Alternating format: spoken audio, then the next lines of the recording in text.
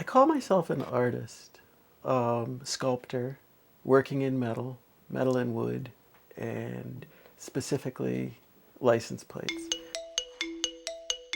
Both my parents are artists, and at a really young age, before I could even speak, I was interested in cars and pointing to automobiles and have a real passion for cars and automobiles. Started collecting license plates when I was probably 10 or 12. Joined a collector's club when I was a teenager. As a collector, I was always fascinated where people kept them, asking people if they had license plates they wanted to sell at an antique store or anything. And people are really fascinated by them. Didn't think anything about the artwork. I did creative things. Went to school for landscape architecture, industrial design. So about 1998, I did my first piece as an answer to a show, a request for art at the Fletcher Free Library. I was really pleased with the piece. I put a price on it that I thought was really high. I wanted to hold on to it, and it sold. So that was how I got launched. I had been doing a lot of automotive artwork before that, shadow boxes and things with trucks and collage work. But all of a sudden, license plates, because of my interest in them and my early experience with them, they just seemed to be something I had. It was like my scrap paper.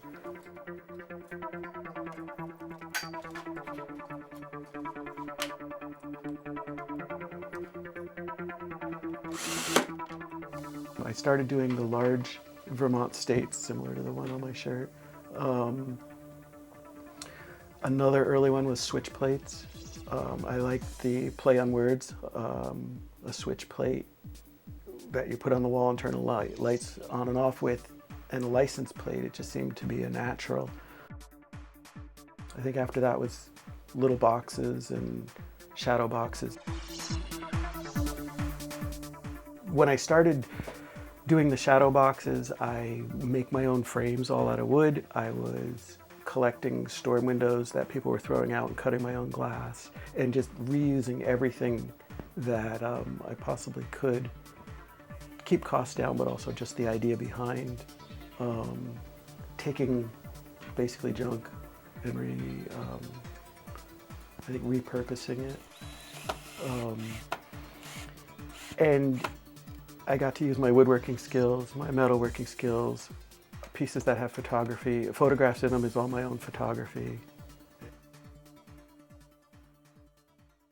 I've been getting into cast iron casting across the street from my studio. They have a furnace over there. And through that process, the pieces that are coming out are a dark, rough gray. I love the effect, and it's actually working back into my license plates, because now I'm, for pretty much the first time, taking the paint off license plates. I used to like to try to keep them exactly as I found them. There was some kind of purity in that for me, of not trying to rust them, not trying to create something that would age them and look phony. I like the authenticity of them.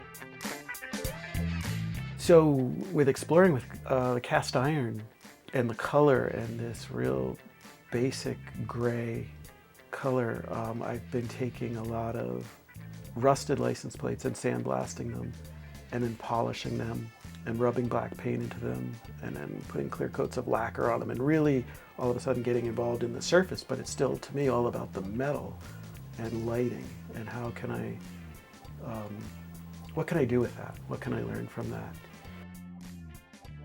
My main focus is how things deteriorate.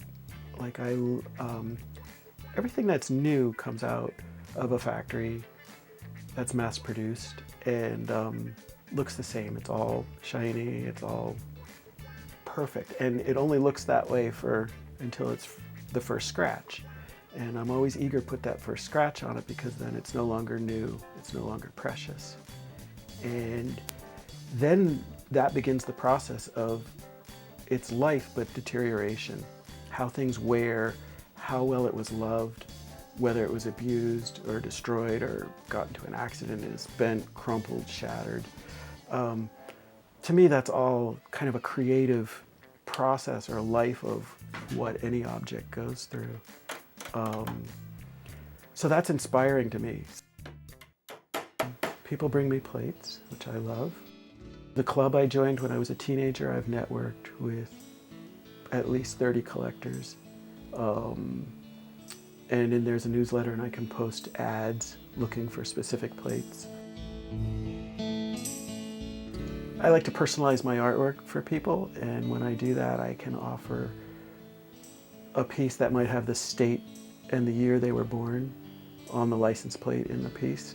So in order to be able to offer that, I have to be able to get license plates from pretty much anywhere. When I'm in a design mode, it's problem solving, and most likely with a customer, solving their problems. And I really enjoy that process, and I think that's how I approach design and art is a means to an end, and loving the process and loving the product.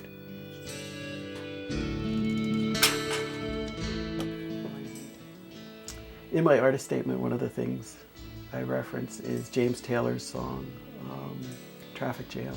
And one of the last lines is, driving down the road to ruin.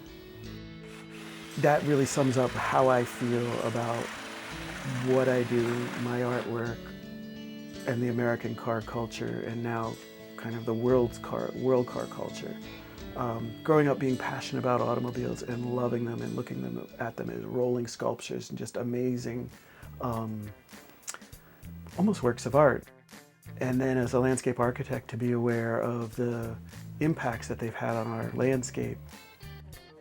And one of the criteria in designing for development is how many cars can be accommodated on a piece of land, which determines how large a building is, which has controlled how our landscape looks today, which is just, I think, wrong. I just think it's horrible.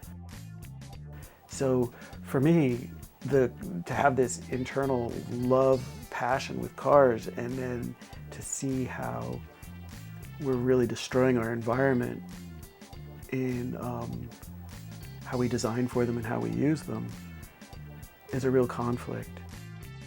I like to get that feeling in my artwork, to really get people juiced and excited about cars, and yet there's also the negative side of, you know, how can you be so passionate about something that, you know, so many people have died, and all the pollution and just all the resources that go, the oil wars that we're fighting now. It's so, such a dichotomy, it's contradiction.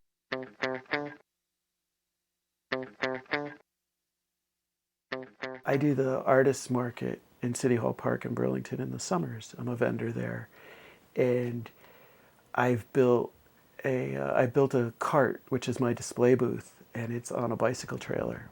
So from my studio here, I bicycle with the cart up to City Hall Park, set up, and sell my automotive-related products on a human-powered vehicle setup, and then close it up and then ride back. And this part of my observation as a designer of, I don't have to park a car. I don't have to unload a car with a hand truck of moving stuff back and forth. Everything's in my trailer. And just the irony of selling automotive artwork.